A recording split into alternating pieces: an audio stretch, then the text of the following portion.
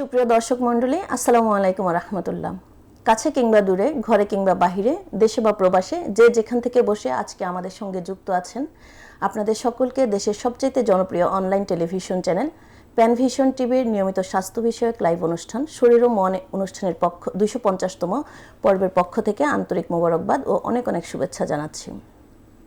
দর্শক, আপনাদের জন্য আমরা আমাদের আজকের আলোচনার বিষয় রেখেছি কোলোরেক্টাল ক্যান্সার, এর ঝুঁকি, কারণ এবং প্রতিকার। এবং এই বিষয়ে আমাদের সঙ্গে আজকে আলোচনার জন্য আমাদের স্টুডিওতে উপস্থিত হয়েছেন ডাক্তার ফারহানা ইয়াসমিন, সহকারী অধ্যাপক, সার্জারি বিভাগ, national institution of cancer and গবেষণা হাসপাতাল, মহাখালী, ঢাকা। দর্শক, আমাদের আজকের এই প্রোগ্রামটি প্যানভিশন টিভির অফিসিয়াল ফেসবুক পেজ এবং ইউটিউব চ্যানেল প্যানভিশন হেলথ থেকে সরাসরি সম্প্রচারিত হচ্ছে। এছাড়া আপনারা যদি আমাদের আজকের অতিথির সঙ্গে সরাসরি এই বিষয়ে কিছু জানতে চান বা কোনো পরামর্শ নিতে চান, তাহলে আমাদের স্ক্রলে দেখানো নাম্বারটিতে যোগাযোগ করতে পারেন। চলুন দর্শক, আমরা আমাদের অতিথির সাথে পরিচয় হয়ে আসি। আসসালামু আলাইকুম। ধন্যবাদ আপনাকে। ভালো আছেন? আছি আলহামদুলিল্লাহ। আপু কেমন আছেন? আছি আলহামদুলিল্লাহ ভালো। আপনাকে অনেক অনেক মোবারকবাদ, আপনার অনেক ব্যস্ততার মাঝেও আমাদেরকে সময় দিচ্ছেন। আপনাকে অনেক ধন্যবাদ। আপনার প্রোগ্রামে আপনি এমন একটা খুবই গুরুত্বপূর্ণ একটা বিষয়কে সিলেক্ট করছেন।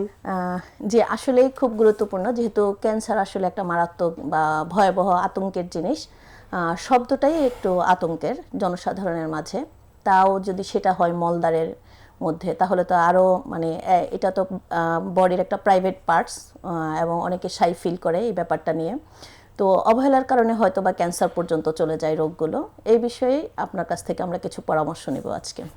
ঠিকই বলেছেন। আসলে কোলোরেক্টাল ক্যান্সার নিয়ে এত কথা বলার কারণ হচ্ছে যে এর আধিক্যটা আসলে অনেক বাড়ছে, শুধু আমাদের দেশেই না, সারা বিশ্বেই কোলোরেক্টাল ক্যান্সারের ইনসিডেন্স যেন ধীরে ধীরে বাড়তেছে। এবং আগে যেমন একটা প্রচলন ছিল যে এটা 50-এর পরে বয়স বাড়ার সাথে সাথে এই ক্যান্সারের সম্ভাবনা দেখা যেত, কিন্তু এখন যেটা দেখা যাচ্ছে যে অনেক একটা পার্সেন্টেজ ইয়াং এজে হচ্ছে, আর্লি ওয়ানসেট হচ্ছে। এটাই বরঞ্চ বেশি ভয়ের কারণ। এবং সেই ক্যান্সারগুলোই যেন খুব অ্যাগ্রেসিভ মুড নিয়ে, যার বায়োলজিটা খারাপ এবং অল্প সময় সেটার শরীরে খুব ছড়ায় পড়ে, এইভাবেই প্রেজেন্ট করে। যে কারণে আমরা আসলে এখন কোলোরেক্টাল ক্যান্সার নিয়ে খুব বেশি অরিড। এই কারণে যেহেতু এই রোগটাকে আমরা যদি বিভিন্ন পরীক্ষা নিরীক্ষা আগে করি এবং যখন সিমটমটা দেখা যায় সেই অবস্থায় যদি আমরা পরীক্ষাগুলো করে রোগটাকে শনাক্ত করতে পারি, তাহলে দেখা যায় যখন প্রাথমিক স্টেজে ধরা যায়, স্টেজ এর তো বেশ কয়েকটা স্টেজ আছে, এটা নিয়ে আমরা পরে কথা বলবো। প্রাথমিক স্টেজে এবং অনেক সময় দেখা যায় যে কোলোরেক্টাল ক্যান্সারে এই জিনিসটা সম্ভব, কারণ ক্যান্সারটা যে পলিপ থেকে শুরু হয় সেটাও আমরা স্ক্রিনিং যে পরীক্ষাগুলো আছে, কোলোনোস্কোপি বা পরীক্ষার ভেতরে আমরা দেখতে পারি, তখন শনাক্ত করতে পারি। রোগ হওয়ার আগেও কিন্তু আমরা এটাকে বুঝতে পারি যে এই থেকে রোগ হতে পারে। তাহলে এবং প্রাথমিক পর্যায়ে যখন শনাক্ত করা যায় তখন কিন্তু ডিজিজটা, এই ক্যান্সারটা কিউরেবল বলা যায়। প্রাথমিক পর্যায়ে কি এই রোগের কোনো উপসর্গ আছে কিনা, যে পেশেন্টের শরীরে কোনো ধরনের লক্ষণ পাওয়া যাবে কিনা, বা সে বুঝতে পারবে কিনা যে তার মলদ্বার বা পায়ুপথে কোনো সমস্যা হচ্ছে? একেবারেই প্রাথমিক পর্যায়ে, যেটা যখন পলিপ আকারে থাকে তখন বেশিরভাগ ক্ষেত্রে কোনো সিমটম থাকে না, কিন্তু কোলোরেক্টাল ক্যান্সার যখন ডেভেলপ করে তখন আমরা বলি যে কিছু রেড ফ্ল্যাগ সিমটম তার ডেভেলপ করে, উপসর্গ, যেটা দেখে বুঝি যে এটাতে কিন্তু warning sign for cancer, developing cancer. সেইগুলা নিয়ে আমরা আসলে একটু সতর্ক থাকতে বলি পেশেন্টদের। যেমন কোলন, মলদ্বার, রেকটাম, অ্যানাল ক্যানাল বললে তো আমরা বুঝি এটা হচ্ছে আমাদের বৃহদান্ত্র, মলদ্বার, মলাশয়, যার সিমটম, যেটা যার কাজই হচ্ছে যেখানে আমাদের খাদ্যটা যে বাথরুম মলটা তৈরি হবে এবং নিচে দিয়ে মলটা বের হবে। এবং সেক্ষেত্রে যেটা এই সিমটমের ভেতরে বিনাইন, এই পুরো নালীটার, এই অর্গানের যখন কোনো সিমটম হবে, রোগ হবে, সেটা বিনাইন হোক আর ম্যালিগন্যান্ট হোক, সেক্ষেত্রে দেখা যাচ্ছে যে মলদ্বার দিয়ে রক্ত যাওয়া একটা কিন্তু খুব কমন সিমটম। সেই ক্ষেত্রে এই জন্যই আমাদেরকে আলাদা করতে হবে যে মলদ্বার দিয়ে যদি রক্ত যায় তাহলেই কি এটা ক্যান্সার, বা নাকি ভালো ভেবে আমি বসে থাকবো। যে কারণে আমাকে যখন এই মলদ্বারের ক্যান্সারের যে কিছু পূর্ব লক্ষণ থাকে সেটা যদি আমি বুঝি বা পেশেন্টদেরকে আমরা যদি সচেতন করতে পারি যে এই সিমটমগুলো যখনই আমাদের মাঝে আসবে তখনই আমাকে অ্যালার্ট হতে হবে, আমাকে ডাক্তারের কাছে যেতে হবে। সেই সিমটমগুলো কি, যেমন মলদ্বারে রক্ত যাওয়া তো একটা বললামই, তার সাথে সাথে আর রেড ফ্ল্যাগ সিমটম যেটা বলছি সেগুলো কি হতে পারে, যেমন আমি একটু হ্যাঁ, অবশ্যই। পলিপ থাকলেও কি তখন মলদার দিয়ে রক্তপাত হওয়ার সম্ভাবনা থাকে? সাধারণত পলিপ বলতে আমরা যেটা বুঝি এটা মাংসপিণ্ড বা মাংসপিণ্ড, ফুলে yes, যাওয়া। হ্যাঁ, ফুলে যাওয়া, মানে একটা বাড়তি অংশ যেটা আমার নাড়ির ভেতরের দিকে তৈরি হয়েছে, ভেতরের আচ্ছা। অংশে আছে। এখন পলিপ যখন ছোট আকারে থাকে এবং একটা পলিপ থেকে ক্যান্সার হতে কিন্তু অনেক দিন সময় লাগে, 10 to 15 ইয়ার্স। আবার সব পলিপ থেকে কিন্তু ক্যান্সার হয়ও না। যেমন যে পলিপগুলো ক্যান্সারাস, মানে অ্যাডেনোমেটাস পলিপ, যেটা নিয়ে আমরা বেশি সতর্ক থাকি, সেই পলিপগুলোকেই আমরা সার্চ করার চেষ্টা করি এবং সেই পলিপ আইডেন্টিফাই করলে কিন্তু আমরা ওটা রাখবো না। আমরা পলিপেক্টমি করব, কিওর করব এবং এটাকে বায়োপসি করে নিশ্চিত করব যে ওখানে ক্যান্সারের জীবাণু আছে কিনা। যেটা বললেন যে ওই পলিপ হলে তখন কোনো সিমটম থাকে কিনা, পলিপ যদি আকারে বড় হতে থাকে ওটা তো সময়ের সাথে সাথে বড় হয়। যখন একটা সাইজ ডেভেলপ করে একটু বড় 2 সেন্টিমিটার মতো চলে যায়, দেখা যাচ্ছে যে ওখান থেকে ব্লিডিং হয়, সেক্ষেত্রেও পাররেক্টাল ব্লিডিং, মলদ্বারের রক্ত যাওয়া কিন্তু হতে পারে। তারপর আবার অনেক সময় এত বড় হয় যে তার পুরো নালীটাকে বন্ধ করে দিচ্ছে, সেক্ষেত্রে মাঝে মাঝে অকেশনাল, মাঝে মাঝে অবস্ট্রাকশন, ইন্টেস্টাইনাল অবস্ট্রাকশন যেটা বলে, পেটে ব্যথা হওয়া, পায়খানা বন্ধ হয়ে যাওয়া, কোষ্ঠকাঠিন্য হওয়া, এগুলো কিন্তু হতে পারে। তবে সেটা কিন্তু খুব ছোট যখন থাকে তখন সাধারণত হয় না, একটু বড় হতে হয় সাইজটা।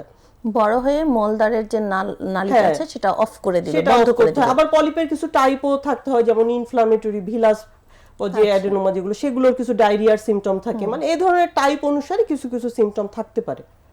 আচ্ছা, আর যখন এগুলো সেকেন্ডারি বা থার্ড স্টেজে চলে যাবে, যে রোগ, মানে পলিপ থেকে যখন ক্যান্সারে চলে গেল, প্রাইমারি স্টেজে যেটা থাকে, একটা কোলন আপনারা ক্যান্সার। প্রতিদিনকার যে নিত্যদিনের যে রোগীগুলো পাচ্ছেন, সাধারণত কি কি ধরনের উপসর্গগুলো, মানে একেবারে কমন আসলে উপসর্গগুলো যেটা হয় যে কোলোরেক্টাল ক্যান্সার কিন্তু প্রাথমিক পর্যায়ে সিমটম ডেভেলপ করে না। যখন সিমটম নিয়ে ডেভেলপ করে পেশেন্ট ডাক্তারের কাছে যায়, যে বুঝতে চায় যে আমার আসলে রোগটা কোন পর্যায়ে, তখন কিন্তু অনেকটা দূর হয়ে যায়, অনেক অ্যাডভান্সড স্টেজে হয়ে যায়। দেখা যাচ্ছে যে একটা টিউমারটা এত বড় হয়েছে যে একটা চাকা হাতে লাগছে, তার মানে এটা অ্যাডভান্সড স্টেজ।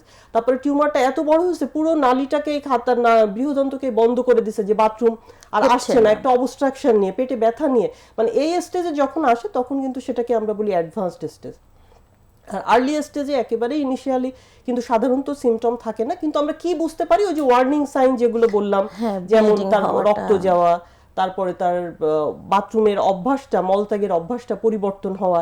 এটা কেমন, যেমন আগে যে 1-2 বার যার বাথরুম হতো তার বারে চেঞ্জ হয়ে গেছে, আবার যার কখনোই কনস্টিপেশন হয়নি, ডায়রিয়া হয়নি, হঠাৎ করে তার কনস্টিপেশন বা ডায়রিয়া ডেভেলপ করছে, এবং বাথরুমের আকার ধরনটা চেঞ্জ হয়ে গেছে, দেখা যাচ্ছে খুব সরু বাথরুম হচ্ছে। এই যে ডায়রিয়াটা, এটা কতদিন পর্যন্ত লাস্টিং করে? মানে সাধারণত আমরা যেমন দেখি যে বাচ্চাদের ডায়রিয়া বা বড়দের ডায়রিয়া 2 দিন বা 3 দিন পর কিন্তু ভালো হয়, 2-3 দিনের ভেতরে। আর এখন তো আমরা কি করি, আমরা ডায়রিয়াটা বসে থাকি না, চিকিৎসকের কাছে যাই, একটা অ্যান্টিবায়োটিক দেই, সাপ্লিমেন্ট দেই, নিউট্রিয়েন্ট দেই, সেক্ষেত্রে কিন্তু ডায়রিয়া তার বন্ধ হয়ে যাওয়ার কথা, কিন্তু যদি দেখা যায় বন্ধ হয় আবার হয়, এরকম সপ্তাহখানে, 1 উইক 2 উইকস ধরে পারসিস্ট মানে থেকে যায়, সেক্ষেত্রে কিন্তু আমাকে মানে সচেতন হতেই হবে যে এত লম্বা সময় ধরে কেন ডায়রিয়া হচ্ছে। সাধারণত ক্রনিক কিছু বলতে গেলে আমরা 3 সপ্তাহের বেশি চিন্তা করি, যে এর মাঝে সারছে আবার ভালো হচ্ছে। আমাদের একটা ফোন আসছে আপা। হ্যাঁ, ঠিক আছে, শিওর নেন। আসসালামু আলাইকুম দর্শক, কে বলছেন? কে বলছেন, কোথা থেকে বলছেন? আমার দুটো প্রশ্ন। জি ভাই, আপনার নাম বলে একটু বয়সটাও বলবেন সাথে। জি, বয়সটা হচ্ছে যে 32। আচ্ছা আচ্ছা। আর দুটো প্রশ্ন, কোন স্টেজে আসলে কোলোরেক্টাল ক্যান্সারটা ধরা খেলে এটা নিরাময় আসলে সম্ভব? আচ্ছা, এটা আর একটা বিষয়। আর একটা হচ্ছে যে কোলোরেক্টাল ক্যান্সারটা প্রতিরোধে আসলে কিভাবে প্রতিরোধ করা যায়? জি, সুন্দর প্রশ্ন করেছেন আপনি। জি, আর হচ্ছে যে আমার একটা ছোট ভাইয়ের, ওর অনেকদিন থেকে হচ্ছে যে বায়ুপথ হচ্ছে যে একটা গোটাও বলতেছে আর কি, মাঝে মাঝে ব্লিডিংও হয়। এটা আসলে কি এক্সাক্ট আসলে কি, এটা আমরা ইয়ে করতে পারছি না, যদি এখনো ডাক্তার কাছে যাওয়া হয়নি, ওটা কি আসলে কোলোরেক্টাল জনিত কোনো প্রবলেম কিনা, আচ্ছা, এটা একটু যদি জানাতেন। গোটাটা কি হাত দিলে বোঝা যায় এরকম কিছু, নাকি আন্দাজ করে আপনারা ভাবছেন যে ভেতরে কোনো গোটা আছে? এটাও একটা প্রশ্ন। হাত দিলে বলছে যে বোঝা যায়। আচ্ছা আচ্ছা, জি ঠিক আছে দর্শক। অনেকদিন হয়েছে, বলতেছে অনেকদিন হয়েছে, বাট এখনো আচ্ছা, পায়খানা করার সময় ব্যথা পায়, কিছুদিন থাকে, কিছুদিন আবার থাকে না, এরকম। ওনার কি পায়খানার রাস্তা দিয়ে রক্ত যাচ্ছে বা মল ত্যাগ করার সময় পেট ব্যথা হয় বা ক্লিয়ার মল ত্যাগ হয় না, এরকম কোনো সমস্যা আছে? মাঝে মাঝে বলতেছে, মাঝে মাঝে পেইন হয়, মাঝে মাঝে একটু পেইন হয়, একটু ফুলে যায়, এরকম বলতেছে কি। আচ্ছা আর আসলে এক্সাক্ট বুঝতে পারছে না, মাঝে মাঝে আবার মাঝে মাঝে থাকে না এরকম। আচ্ছা আচ্ছা জি, ঠিক আছে দর্শক, আপনি আমাদের সঙ্গে থাকুন, আমরা আমাদের ম্যামের কাছে আপনার প্রশ্নগুলো নিয়ে আসছি। আমাদের সঙ্গে থাকুন, আশা করছি আপনি উত্তর পেয়ে যাবেন। জি, ধন্যবাদ ওনাকে। প্রথমেই আমাদের বিষয় নিয়ে একটু কথা বলি। সেটা হচ্ছে উনি প্রথমে জানতে চাইছেন যে কোন স্টেজে ধরা পড়লে কিউরেবল। আসলে আমাদের এত সচেতনতা তৈরি করার লক্ষ্যই হচ্ছে এটা, যে যদি প্রাথমিক স্টেজে ধরা পড়ে তাহলে ডিজিজটাকে আমরা কিউরেবল বলছি। এবং এটা আরেকটু ভালোভাবে বললে বুঝতে পারবে যে স্টেজকে যদি আমরা প্রথমে চিন্তা করি যে স্টেজ লোকালাইজড ডিজিজ, যেটা স্টেজ 1, তারপরে সেটা কি হলো রিজনাল ডিজিজ, এন্ড দেন হচ্ছে ডিস্ট্যান্ট মেটাস্টেসিস, মানে ক্যান্সারের যে ধরন আর কি, সেই হিসাব করে যদি আমরা কোলোরেক্টাল ক্যান্সারকে এই 3টা স্টেজে ভাগ করি, তো লোকাল স্টেজ কখন থাকে, যখন হচ্ছে লোকালাইজড কখন থাকে, যখন স্টেজ 1 এন্ড স্টেজ 2 তে থাকে, মানে অনলি ক্যান্সারটা সীমাবদ্ধ আছে শুধু হচ্ছে কোলন, রেকটাম, অ্যানাল ক্যানেলের ওয়ালের ভেতর, বাইরে কোথাও ছড়ায়নি, পুরোটাই ভেতরে আছে, মানে একদম এটাকেই আমরা বলছি যে লোকালাইজড ডিজিজ। সেক্ষেত্রে যদি আমরা ক্যান্সারকে ট্রিটমেন্ট করে এর রেজাল্ট জানতে চাই, এর প্রগনোসিস জানতে চাই, সেই ক্ষেত্রে দেখা যায় যে প্রায় 95 ইয়ার সার্ভাইভাল ধরে যদি আমরা ক্যান্সারের ট্রিটমেন্টের আউটকাম দেখি, সেক্ষেত্রে কিন্তু লোকালাইজড ডিজিজে এই সিআরস কোলোরেক্টাল ক্যান্সারের আউটকাম বলছে যে 5 ইয়ার সার্ভাইভাল, এই লোকালাইজড ডিজিজের ক্ষেত্রে 90%। তো 90% মানে তো অনেক, আলহামদুলিল্লাহ, সেটাই। আর তারপরে যদি লোকালাইজ থেকে মানে ওয়াল থেকে যদি একটু বাইরের দিকে যাই, ওয়াল থেকে ছড়িয়ে যদি পারফোরেট করে যদি বাইরে, সেটা লিম্ফ নোডে হতে পারে বা সারাউন্ডিং যে আমার পাশে যে অর্গানগুলো আছে সেখানেও ধরতে পারে, সেটাও তখন আমরা তাকে রিজনাল পর্যন্তই বলি। এবং সেই ক্ষেত্রে দেখা যাচ্ছে তারও কিন্তু 5 ইয়ার সার্ভাইভাল প্রায় 70%। আর যদি একেবারেই রোগটা ছড়াই যায়, আমরা ক্যান্সার তো ভয় পাই কারণ এটা বিভিন্ন জায়গায় ছড়ায়, যদি দূরের অর্গান মানে লাংসে যায় না, প্রথমে তো কোলোরেক্টাল ক্যান্সার বেশি যায় লিভারে, তো লিভারে যায়, লাংসে যায়, সেক্ষেত্রে তো আমরা একটু তখন মানে পেটের ভেতর ছড়া যায়। যদি এরকম ছড়ানো ডিস্ট্যান্ট মেটাস্টেসিস স্টেজে আমরা রোগটা ডায়াগনোসিস করতে পারি, তার ক্ষেত্রেও কিন্তু ট্রিটমেন্ট, যেহেতু এখন আমাদের অনেক মানে আধুনিক মডালিটিস ট্রিটমেন্ট, অনেক ধরনের ট্রিটমেন্ট ডেভেলপ করছে দেখে, সেই ক্ষেত্রেও কিন্তু ডিজিজের এই 5 ইয়ার সার্ভাইভাল রেটটা একেবারে খারাপ না, 13 to 18%, একেবারে কিন্তু ফেলে দেওয়ার মতো না। সেটা এই কারণেই আসলে আমরা স্ক্রিনিং নিয়ে রোগটাকে আর্লি স্টেজে ধরার কারণে এত গুরুত্ব দিচ্ছি। চিকিৎসার মধ্যে আসতে হবে এবং প্রাইমারি স্টেজে যদি আমরা এটাকে আইডেন্টিফাই করতে পারি এবং ইভেন ধরা রোগ শুরু হওয়ার আগেও মানে পলিপ স্টেজে যদি ধরতে পারি, তাহলে তো আমরা কে প্রিভেন্টই করতে পারলাম, পুরোপুরি প্রিভেন্টই করতে পারছি। আচ্ছা, ওনার সেকেন্ড কোশ্চেন ছিল মলদ্বারে একটা গোটার মতো আছে, ওটা তো বাচ্চার, উনিও প্রিভেন্ট, হ্যাঁ আচ্ছা বুঝছি। উনি জানতে চাইছে যে আমরা এই কোলোরেক্টাল ক্যান্সার কিভাবে প্রিভেন্ট করতে পারি। প্রিভেনশনের মধ্যে একটা তো বললাম স্ক্রিনিং মানে হচ্ছে যখন কারোর কোনো সিমটম ডেভেলপই করেনি, অ্যাসিমটোমেটিক পর্যায়ে, এবং যারা রিস্কি পারসন, তাহলে আমরা একটু রিস্কি তাদেরকে নিয়ে একটু কথা বলি। রিস্কি কোলোরেক্টাল ক্যান্সারের রিস্ক কিন্তু দেখা যাচ্ছে যে এদের ফ্যামিলিয়াল, যাদের ফ্যামিলিতে এই ক্যান্সারটা রান করে ফার্স্ট ডিগ্রি, মানে মা বাবা ভাই বোন, যার একবার এই ক্যান্সারটা হয়েছে কোলোরেক্টাল ক্যান্সার, তার ক্ষেত্রে কিন্তু এই রিস্কটা অনেক বেড়ে যায়। তারপর কারোর নিজের পার্সোনাল হিস্ট্রি, মানে কারোর একবার ক্যান্সার হয়েছে তারও কিন্তু আবার হওয়ার চান্স বেড়ে যাচ্ছে। ওই একবার ক্যান্সার অন্য কোথাও বডির অন্য কোথাও হলে বা ওটা তো সিনড্রোমের সাথে যদি অ্যাসোসিয়েট থাকে, তাহলে অন্য জায়গায় হলেও, যেমন ওভারি, ব্রেস্ট, ওগুলোতে হলেও তার কোলনে হতে পারে। সিনড্রোম ছাড়াও কারোর যদি শুধু কোলনেও একবার ক্যান্সার হয়, তারও কিন্তু আবার হতে পারে রিকারেন্স, সেটাই ওই কারণে উনিও রিস্কি। তারপর যদি কারোর ইয়ে থাকে যে কোলনে কিছু প্যাথোলজিক্যাল ডিজিজ থাকে, আইবিডি যেটাকে আমরা বলি, ইনফ্লামেটরি বাউল ডিজিজ, যার ভেতরে ক্রোনস থাকে, আলসারেটিভ কোলাইটিস, এগুলো যাদের থাকে উনারা সিমটম দেখে আসলে উনারাও ওয়ার্ন থাকে। এবং আরো যেটা থাকে কিছু জেনেটিক মানে হেরিডেন্স থাকে, যেমন সিনড্রোম ডিজিজ থাকে, যেমন ফ্যামিলিয়াল অ্যাডেনোমাটাস পলিপোসিস, ফ্যাপ সিনড্রোম, যেখানে পুরো কোলনের মধ্যে অনেক পলিপ থাকে, হ্যাঁ, এবং সেটা পুরো 100% risk for developing colorectal cancer. হ্যাঁ, আরো যে লিন সিনড্রোম থাকতে পারে, সেখানেও কোলোরেক্টাল ক্যান্সার। আরো কিছু সিনড্রোম আছে, পুশ-জিগার সিনড্রোম, এরকম কিছু হেরিডিটারি কিছু সিনড্রোম আছে, জেনেটিক যার প্রিডিসপোজিশন থাকে, সে একজন তাহলে রিস্কি পারসন। তাহলে আরো রিস্কি পারসনের ক্ষেত্রে আমাদের লাইফস্টাইলটার কিছু ফ্যাক্টর আছে, খাদ্যাভ্যাসের কি কোনো খাদ্যাভ্যাসে বিষয় আছে? অবশ্যই, কারণ আমাদের খাদ্যাভ্যাসে এখন কি থাকে, আমাদের ফাইবার তো Junk অনেক কম, food। এবং জাঙ্ক ফুড এবং রেড মিট কিন্তু কোলোরেক্টাল ক্যান্সার হওয়ার জন্য খুবই একটা মানে কালপ্রিট বলা যায়। এবং ফাইবার না যখন কম থাকছে সেটাও একটা positive factor for causing colorectal, fibrous ফুডের অভাবে। হ্যাঁ ফাইবারের অভাবে। আর আরো একটা কারণ ওবেসিটি একটা কারণ, তারপরে স্মোকিং, অ্যালকোহল। ফাইব্রাস ফুডের মধ্যে কি কি পড়ে বা ফাইবার কন্টেনিং, আমরা যেগুলো ফাইবার আমরা ফাইবার খাচ্ছি, যেগুলো আমাদের খাবারে যে ফাইবার থাকছে, সবজি, ভেজিটেবলস, তারপরে ফ্রুটস, এগুলোর মধ্যে কলা, ব্যানানা, এগুলোর মধ্যে ফ্রুটস, আমরা তো এইসব ফ্রুটস কন্টেনিং মানে ফাইবার কন্টেনিং খাবার তো আমাদের খাওয়াই হয় না এখন। যে কারণে কি হয়, আমাদের আমার বাউলের মুভমেন্টটা অনেক স্লো হয়ে যায়, আমি কনস্টিপেটেড হয়ে যাই, আমি দেখা যাচ্ছে স্টুলটা তো একটা টক্সিক এজেন্ট হিসেবে কাজ করে, সে অনেক সময় ধরে লং টাইম ধরে সে পুরো কোলনে থাকে, সেই হিসাবে একটা আমরা চিন্তা করতে পারি এটা একটা ইরিটেন্ট ফ্যাক্টর হিসেবে কাজ করে এবং পজিটিভ ফর নেক্সট কোলোরেক্টাল ক্যান্সারের জন্য।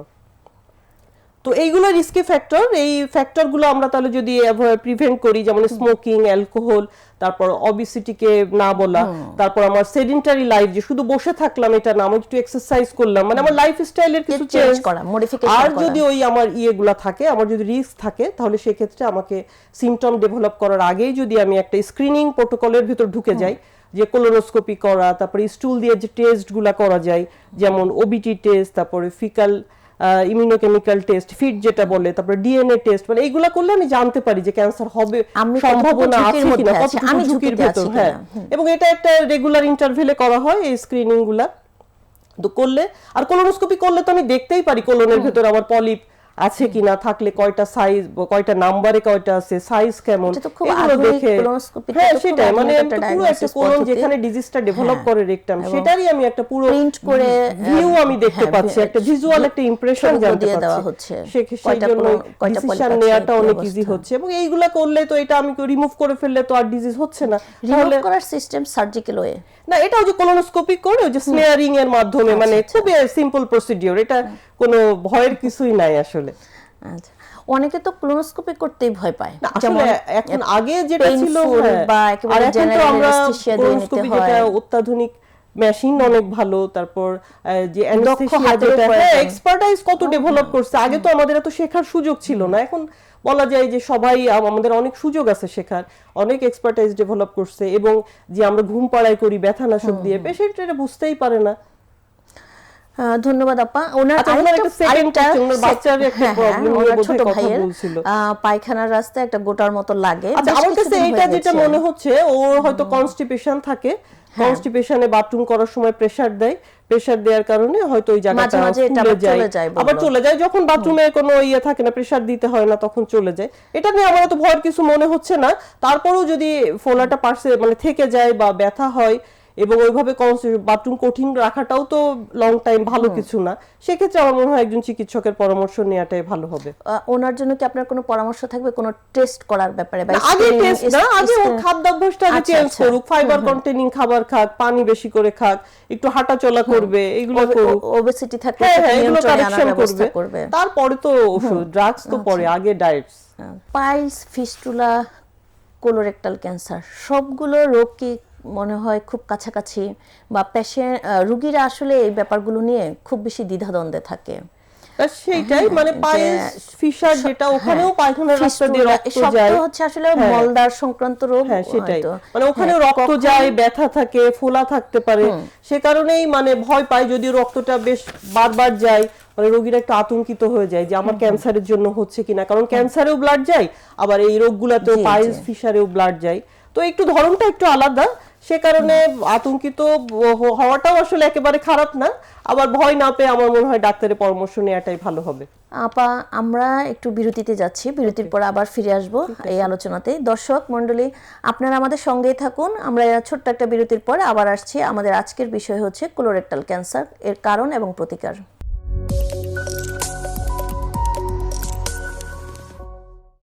সুপ্রিয় দর্শক মণ্ডলী, বিরতির পর আমরা আবার আমাদের আলোচনায় ফিরে আসছি। আমাদের সঙ্গে আজকে আছেন ডাক্তার ফারহানা ইয়াসমিন আপু।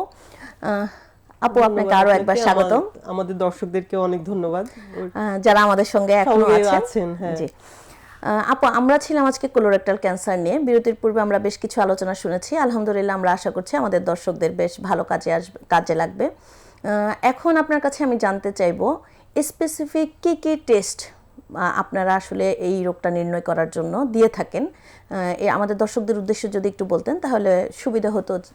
আসলে টেস্ট মানে যখন আমি তার সিমটম গুলো দেখে আমার কাছে মনে হবে যে হ্যাঁ ক্যান্সার হতে পারে, তো প্রথমেই আমি যেটা দিব তাকে একটা কোলোনোস্কোপি, যেটা আমরা স্ক্রিনেও বা ডায়াগনোসিস করার জন্য প্রথম বা যার কোনো সিমটম নাই তখনও যেটা আমরা করেছিলাম যে পরীক্ষাটা, সেই কোলোনোস্কোপি আবার আসবে।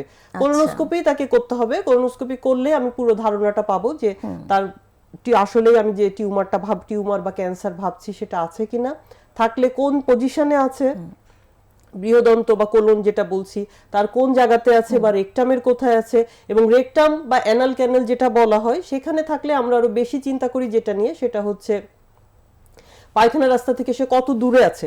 কারণ এটা নিয়ে একটু ভাবার বিষয় এই কারণে যে যেহেতু রেকটাম ক্যান্সারের ট্রিটমেন্টটার একটু মডালিটি চেঞ্জ হয়েছে, যে কোলনের ক্ষেত্রে বৃহদন্ত্রের ক্ষেত্রে ক্যান্সার হলে কিন্তু সেটা আমরা প্রথমেই সার্জারিতে যেতে পারি যদি আর্লি স্টেজ থাকে, আপফ্রন্ট সার্জারি মানে প্রথমেই সার্জারি, ওটাই ট্রিটমেন্ট।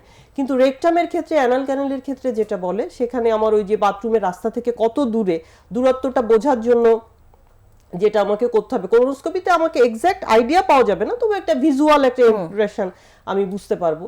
তো যাই হোক, ওইটা দেখলে আমি আমার ট্রিটমেন্ট মডালিটিটা কেমন হবে ওইটা বুঝতে পারবো, কি ট্রিটমেন্ট দিব, ট্রিটমেন্টের প্রগনোসিস কেমন হবে সবকিছু নিয়ে। এবং কোলনে পুরা কোলনটা যদি আমি কোলোনোস্কোপি দিয়ে যখন দেখি কতগুলা পলিপ, আরো কিছু পলিপ থাকে, অনেক সময় মাল্টিপল পলিপ থাকে, তখন আমি বিভিন্ন সিনড্রোম যে হেরিটেডারি যেগুলা সেগুলো নিয়ে চিন্তা করব। মানে অনেক আমাকে একটা আইডিয়া দেয় কোলোনোস্কোপি। আচ্ছা, ফর ডায়াগনোসিস এন্ড আমার ট্রিটমেন্ট পারপাস। আচ্ছা, এটা তো গেল আমার ফর ডায়াগনোসিস কনফার্ম। ওখান থেকে আমি যেটা করব, বায়োপসি নিব। জানেনই তো বায়োপসি ছাড়া তো আমি কোনো ক্যান্সার কনফার্ম করতে পারবো না। তারপরে বায়োপসিতে যে রিপোর্ট আসবে সেটা দিয়ে আমি যখন ডিজিজটা শিওর হলাম, তখন আমাদের ক্যান্সারের ক্ষেত্রে যেটা সব ক্যান্সারেই করা লাগে, যে স্টেজিং পারপাসে, মানে ক্যান্সারটা কোন স্টেজে আছে, ওই যেগুলো বলছি লোকালাইজ, রিজনাল এন্ড ডিস্ট্যান্ট, ওটা বোঝার জন্য আমাকে তখন কিছু টেস্ট করতে হয়। সেটার মধ্যে যেমন সিটি স্ক্যান করা লাগে চেস্ট, অ্যাবডোমেন, তারপর এমআরআই করতে হয় যদি আমাদের রেকটাম ব্যানাল ক্যানেলের থাকে, পেলভিসের।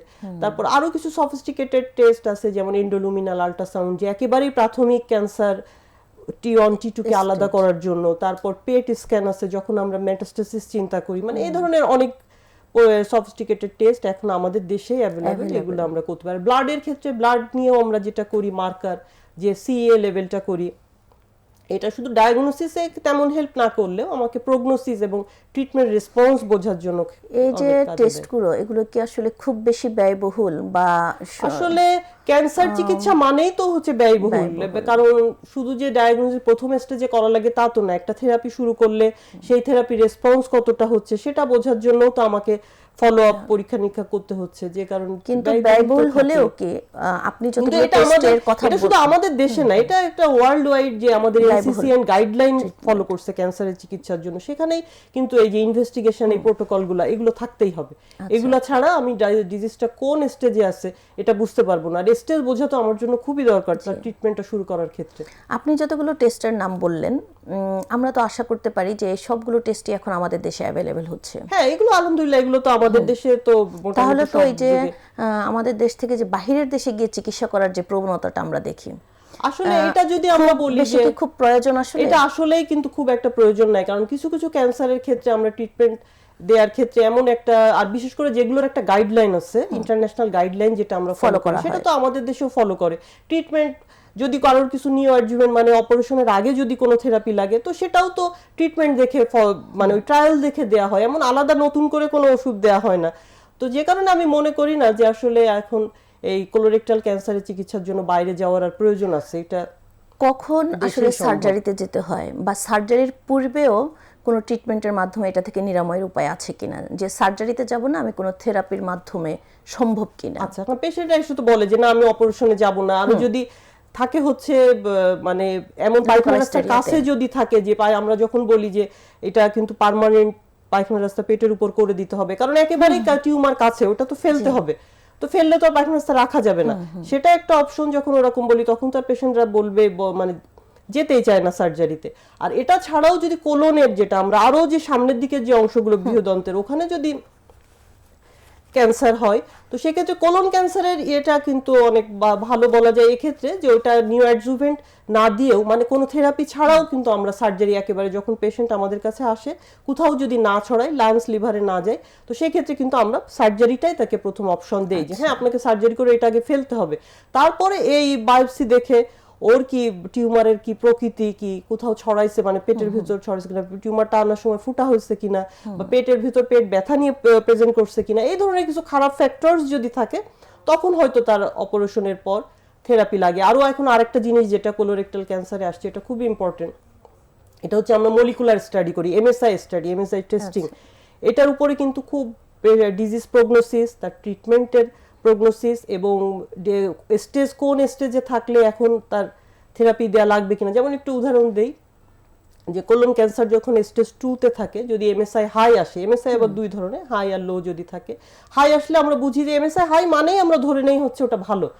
ভালো মানে কোন দিক দিয়ে ভালো, ও ট্রিটমেন্ট নিতে পারে, ট্রিটমেন্ট দিলে ও রেসপন্স করে, ইমিউনোথেরাপি দেওয়া যায়, প্রগনোসিস ভালো। এবং স্টেজ 2 তে যদি এই এমএসআই হাই নিয়ে আসে, যখন আমি মলিকুলার স্টাডিটা দিলাম, কারণ এটা কেন বলছি, কারণ পেশেন্টরা আসলে খুব পাজেলড হয়ে যায় যে কেন আমাকে এত পরীক্ষা দিচ্ছে, বায়োপসি তো করলামই, আবার কেন এই 34,000 টাকার এই পরীক্ষা কেন দিচ্ছে। আসলে এটা ডাক্তারের কোনো বেনিফিট না, এটা পেশেন্টের বেনিফিটের জন্য, যে তার আমি কোন ট্রিটমেন্টটা দিব, ট্রিটমেন্ট দিলে সে উপকার হবে। আগে আমাদের যখন অপশন ছিল না, আমরা গদবাঁধা কেমোথেরাপি দিয়ে দিতাম, কিন্তু এখন তো অপশন আছে। সেক্ষেত্রে আমি যদি জেনে বুঝে দেই যে কোন ড্রাগস কোন ডিজিজে কোন স্টেজে, তার উপর তার এখন কোন পজিশনে আছে, কোন ড্রাগস দিলে কাজ করবে, তাহলে সেটা ভালো না? তাহলে তো খামাখাতা টক্সিসিটিও ডেভেলপ করলো না ট্রিটমেন্টে, এবং ডিজিজটাও প্রোগ্রেস করলো না, সাইড ইফেক্টও অনেক কম হলো।